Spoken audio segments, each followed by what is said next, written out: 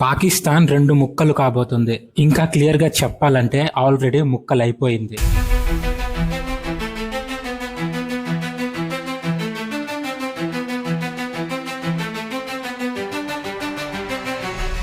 Recent గా బలూచిస్తాన్ నాయకులు, కార్యకర్తలు రిపబ్లిక్ ఆఫ్ బలూచిస్తాన్ అనే పేరుతో పాకిస్తాన్ నుంచి స్వతంత్ర దేశంగా ఏర్పడినట్లు ఓపెన్ గా ప్రకటించారు.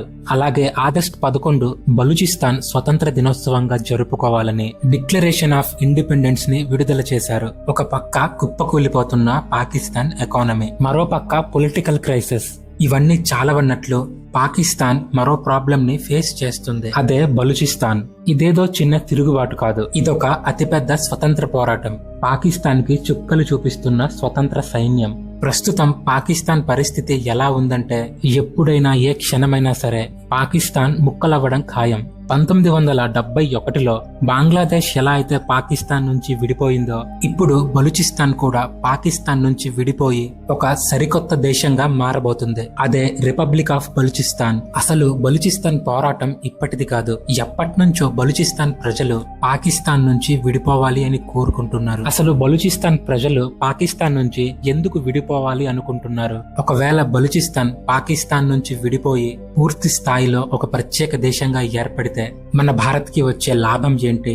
మనం ఈ వీడియోలో ఈ ప్రశ్నలన్నిటికీ సమాధానం తెలుసుకుందాం. అందుకని ఈ వీడియోని ఎక్కడా స్కిప్ చేయకండి. ముందైతే ఈ వీడియోకి ఒక లైక్ చేయండి, కామెంట్స్ లో జై హింద్ అని కామెంట్ చేయండి. అసలు పాకిస్తాన్ కి బలూచిస్తాన్ ఎందుకంత ఇంపార్టెంట్? మా ప్రాంతాన్ని మాకు వదిలేయండి, మా బ్రతుకు మేం బతుకుతామని బలూచిస్తాన్ ప్రజలు ఎంత అడుగుతున్నా సరే పాకిస్తాన్ ఎందుకని బలూచిస్తాన్ ప్రాంతాన్ని వదలడం లేదు? ఎందుకంటే బలూచిస్తాన్ పాకిస్తాన్ కి ఒక బంగారు బాతుగుడ్డు లాంటిది. ఉదాహరణకి 1952లో బలూచిస్తాన్ లోని సూయి అనే ప్రాంతంలో మొత్తం ఆసియాలోనే అతిపెద్ద న్యాచురల్ గ్యాస్ రిసోర్స్ బయటపడింది. ఆ గ్యాస్ పైప్ లైన్స్ పాకిస్తాన్ లోని పంజాబ్, సింధ్ లాంటి ప్రాంతాలకి వెళ్తుంది. ముఖ్యంగా పాకిస్తాన్ లో ఉండే ఈ పంజాబ్ ప్రాంతం బాగా డెవలప్ అవుతుంది. అయితే ఇక్కడ చేదు నిజం ఏంటంటే ఏ బలూచిస్తాన్ అనే ప్రాంతం నుంచి గ్యాస్ వస్తుందో ఆ బలూచిస్తాన్ ప్రజల ఇళ్లలో గ్యాస్ ఉండదు. వాళ్ళు ఇప్పటికీ వంట చేసుకోవడానికి కట్టెలు వాడుతారు. ఇక్కడే అందరికీ అర్థమవుతుంది బలూచిస్తాన్ ని పాకిస్తాన్ ఎలా దోచుకుంటుందో. కేవలం ఇది మాత్రమే కాదు, బలూచిస్తాన్ లోని రేకో డెక్ లో ప్రపంచంలోనే అతిపెద్ద కాపర్ అండ్ గోల్డ్ మైన్స్ ఉన్నాయి. ఈ కాపర్ అండ్ గోల్డ్ మైన్స్ వల్ల వచ్చే లాభాల్లో 1% కూడా బలూచిస్తాన్ ప్రజలకి దక్కడం లేదు. ఇక్కడ జనరేట్ అయిన సంపాదన మొత్తం పాకిస్తాన్ లోని ఫెడరల్ గవర్నమెంట్ కి, అక్కడి మిలిటరీ జనరల్స్ చేతుల్లోనికి వెళ్తుంది. కానీ పాకిస్తాన్ ఎకానమీని నిలబెట్టే బలూచిస్తాన్ ప్రాంతానికి, అక్కడి ప్రజలకి మాత్రం కనీస సౌకర్యాలు కూడా దక్కడం లేదు. ఇక్కడ పాకిస్తాన్ ఎలా బిహేవ్ చేస్తుందంటే సొమ్మొకటిది సోకొకటిది. ఇక్కడ బలూచిస్తాన్ ప్రాంతం పాకిస్తాన్ ఎకానమీని నిలబెడుతుంటే పాకిస్తాన్ మాత్రం బలూచిస్తాన్ ప్రాంతాన్ని దోచుకుంటుంది. ఇలా దోపిడీకి గురైన బలూచిస్తాన్ కి కడుపు మంట మొదలైంది. ఇన్నాళ్ళు తమని దోచుకున్న పాకిస్తాన్ నుంచి విడిపోవాలి అని స్వతంత్ర పోరాటం మొదలు పెట్టారు. ఒక సెపరేట్ కంట్రీగా ఉన్న బలూచిస్తాన్ అసలు పాకిస్తాన్ తో ఎలా కలిసింది? పాకిస్తాన్ చేసిన ఆ కుట్ర ఏంటి? ప్రెజెంట్ బలూచిస్తాన్ కి ఈ పరిస్థితి రావడానికి కారణం ఏంటో తెలుసా? 1947లో బ్రిటిష్ వాళ్ళు మన దేశాన్ని వదిలి వెళ్లేటప్పుడు మన దేశ భూభాగాన్ని 2 ముక్కలు చేసి ఒకటి ఇండియా, మరొకటి పాకిస్తాన్ గా విడగొట్టారు. ఇది మనందరికీ తెలుసు. అయితే ఇక్కడ చాలా మందికి తెలియని విషయం ఏంటంటే అప్పట్లో బలూచిస్తాన్ పాకిస్తాన్ లో ఒక పార్ట్ కానే కాదు. అప్పుడు బలూచిస్తాన్ ఒక సపరేట్ స్టేట్ గా ఉండేది. అప్పట్లో ఈ ప్లేస్ ని కలాత్ స్టేట్ అనేవాళ్ళు. కలాత్ రాజు మీర్ అహ్మద్ యార్ ఖాన్ పాకిస్తాన్ మహమ్మద్ అలీ జిన్నాతో ఒక అగ్రిమెంట్ కి వచ్చాడు. అదే స్టాండ్ స్టిల్ అగ్రిమెంట్. ఈ అగ్రిమెంట్ అర్థం ఏంటంటే మేము పాకిస్తాన్ తో కలవము, మేము ఒక స్వతంత్ర దేశంగా ఉండాలి అనుకుంటున్నాము, అది మా హక్కు అని, బలూచిస్తాన్ ఒక సపరేట్ కంట్రీగా ఉంటుందని ఈ స్టాండ్ స్టిల్ అగ్రిమెంట్ మీద సైన్ చేశారు. ఇది జిన్నా కూడా ఒప్పుకున్నాడు. కానీ కొన్ని నెలల్లోనే పాకిస్తాన్ ఊసరవెల్లిలా తన అసలు రంగు బయట పెట్టింది. ఈ మహమ్మద్ జిన్నా బలూచిస్తాన్ రాజుని బెదిరించడం మొదలు పెట్టాడు. బలూచిస్తాన్ లొంగకపోయేసరికి వెంటనే పాకిస్తాన్ బలూచిస్తాన్ పై దాడి చేయడం మొదలు పెట్టింది.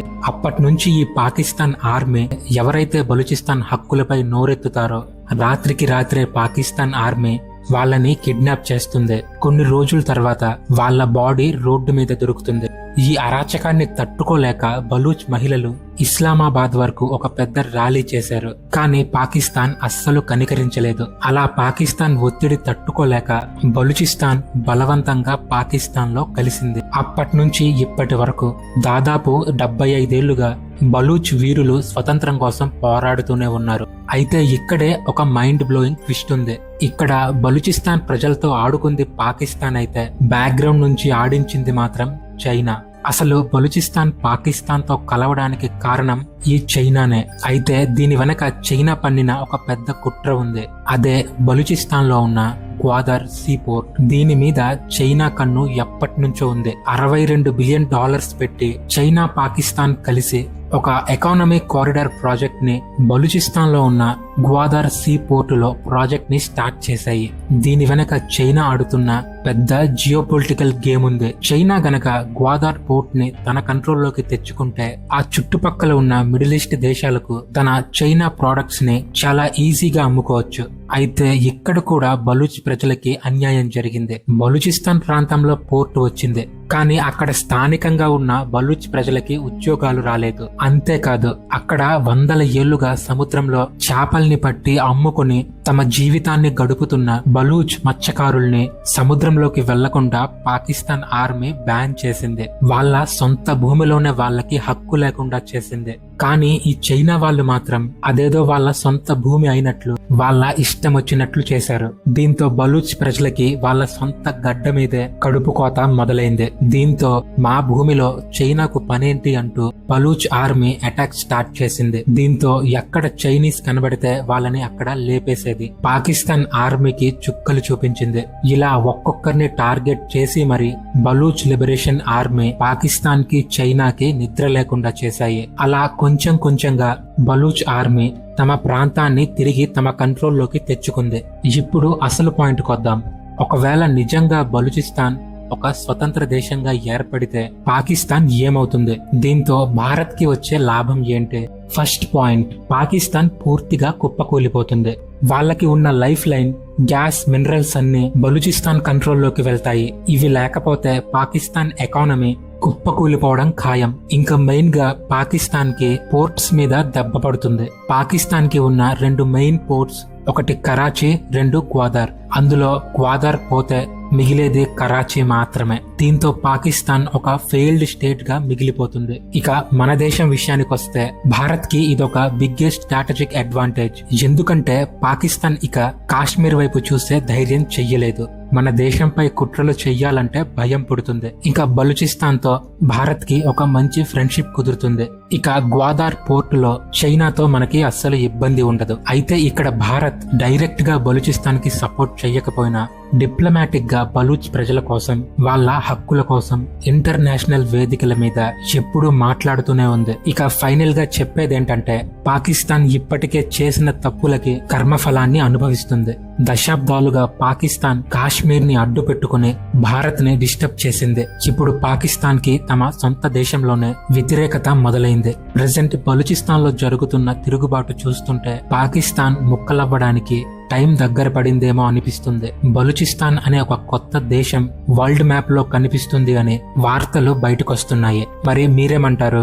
బలూచిస్తాన్ ప్రత్యేక దేశంగా ఏర్పడుతుందా? అలా జరిగితే పాకిస్తాన్ పరిస్థితి ఏంటి? మీ ఒపీనియన్ ని కింద కామెంట్స్ లో రాయండి. ఈ వీడియో మీకు ఇన్ఫర్మేటివ్ గా అనిపిస్తే ఒక లైక్ చేయండి. మీ ఫ్రెండ్స్ అండ్ ఫ్యామిలీకి షేర్ చేయండి. తప్పకుండా మన తేజ ఫోకస్ ఛానల్ ని సబ్స్క్రైబ్ చేయడం మర్చిపోవద్దు. మరో ఇంట్రెస్టింగ్ టాపిక్ తో మళ్ళీ కలుద్దాం. జై హింద్.